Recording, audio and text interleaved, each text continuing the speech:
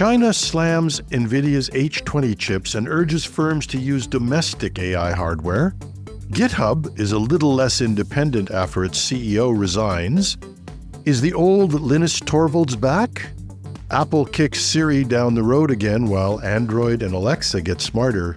And a 60-year-old man was hospitalized after taking ChatGPT's health advice.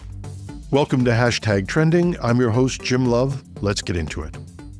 Chinese state media is taking aim at NVIDIA's H20A1 chips, warning companies they are neither environmentally friendly, nor advanced, nor safe. In China's political environment, that kind of statement isn't just editorial. It's often a direct sign of government policy. The criticism, published on WeChat by Yuan Tantian, a social media account tied to state broadcaster CCTV, accused the H20 of potential backdoors and demanded convincing security proofs from NVIDIA. The People's Daily echoed the call, and China's cyberspace regulator has summoned NVIDIA for answers. The timing is telling. After years of export controls, tariffs, and shifting sales approvals, Beijing may feel its domestic chip industry, led by companies like Huawei, has matured enough to no longer rely on NVIDIA. The public rebuke could be a clear message to Chinese firms to buy local. For the U.S., this reads as more than just a product critique. It's a geopolitical slap in the face. Washington's recent olive branch, allowing limited H20 sales in exchange for a cut of revenues, may have been too little, too late. China appears ready to chart its own AI future without American silicon.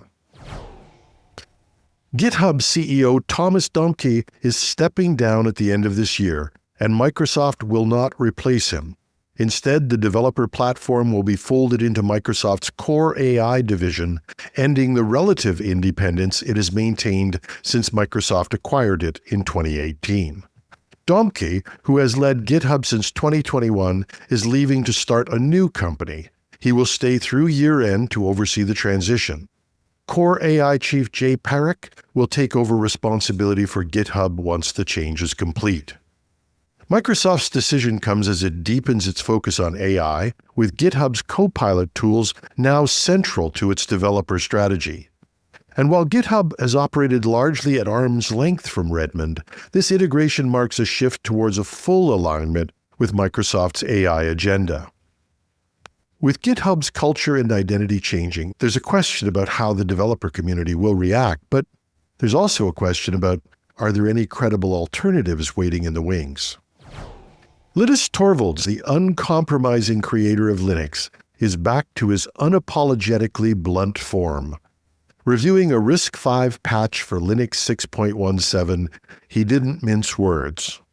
"No," he said, "this is garbage, and it came in too late. I asked for early pull requests because I'm traveling, and if you can't follow that rule, at least make the pull requests good." Torvalds took aim at a helper function submitted by a developer, chiding that it makes the world actively a worse place to live, and that it belongs nowhere near a generic header file, especially not on the last day of the merge window. The broader issue? Code quality isn't just technical, it's communal. This isn't the Linus that we've seen over the past couple of years. After a 2018 apology for his abrasiveness, he deliberately worked on being more measured. And yet, here he is back, traveling and tested, pushing back as sharply as ever. The craftsmanship hasn't slept, but the filter clearly has. To his credit, Meta engineer Palmer Dabbled, on the receiving end, took it in stride. He said, "Okay, sorry, I've been dropping the ball lately. That just leads to me making mistakes, so I'll stop being late, and hopefully that helps with the quality issues," he admitted. I have to say, this guy's got class. But hey, if you're going to be criticized by somebody, let it be Linus Torvalds. And sometimes code gets better when criticism does too.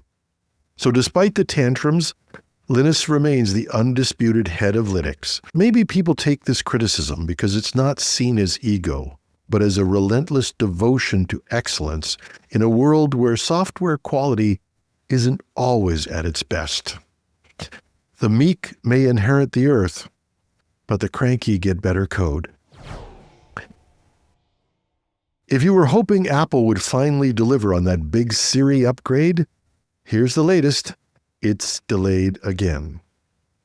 Despite showing off smarter, more personalized Siri features at their Worldwide Developer Conference, Apple has told internal sources the release has been pushed past iOS 18 and is now expected this fall, while others say 2026 is more realistic.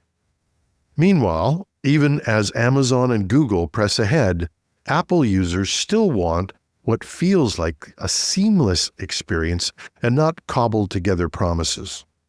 In sharp contrast, Google is weaving its Gemini AI deeply into Android. From Galaxy foldables that pull up Gemini on their external screens to smartwatches and Wear OS devices that use voice, camera, and predictive AI, Gemini is becoming a cohesive experience across hardware.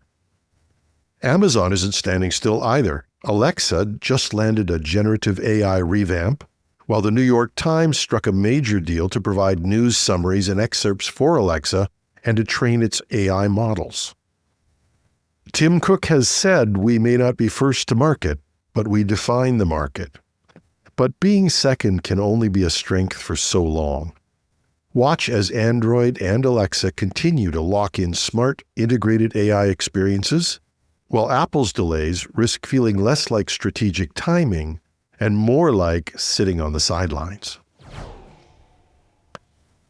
A 60-year-old man trying to follow a salt-free diet wound up in the hospital after taking ChatGPT's advice that nearly killed him.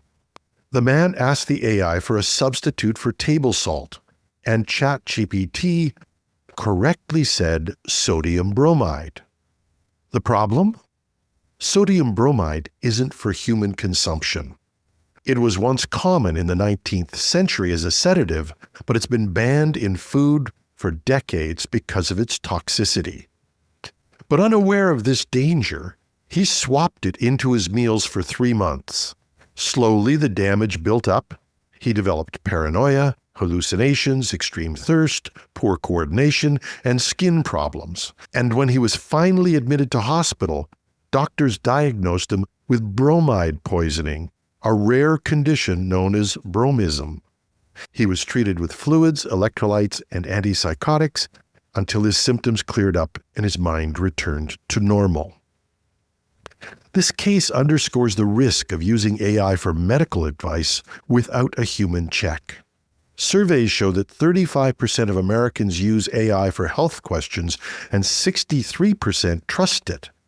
But a Stanford study found that medical disclaimers in AI responses have dropped from over 26% in 2022 to less than 1% today. Even a simple warning might have prevented this. ChatGPT can process health information, and it's a great resource, but it's not a doctor. And just like in medicine itself, when your health is on the line, always get a second opinion from a qualified professional. And that's our show for today. Love to hear from you at technewsday.com or .ca. Just use the Contact Us link, or you can find me on LinkedIn, or if you're watching on YouTube, just leave a comment under the video. If you like the show, please share it with others and maybe give us a good review on your favorite podcast platform. It all helps. I'm your host, Jim Love. Have a terrific Tuesday.